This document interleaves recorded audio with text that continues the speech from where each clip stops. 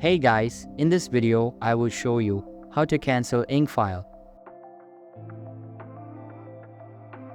Incfile is a platform that helps small business owners form their businesses and provides a range of legal services to entrepreneurs.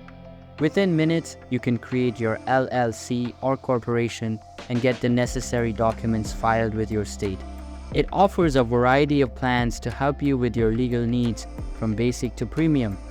They'll even assign a business formation expert to walk you through the process and answer your questions. Once you purchase a domain through Busy, you have 3 natural days to cancel the order in case that you misspelled the domain name or would like a different name.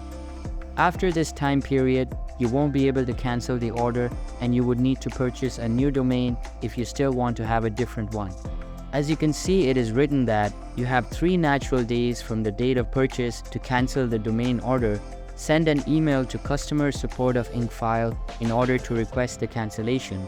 Also make sure to include your order number and domain name in the email. So that's all for this video. If this video was helpful, don't forget to subscribe and hit the like button. Thanks.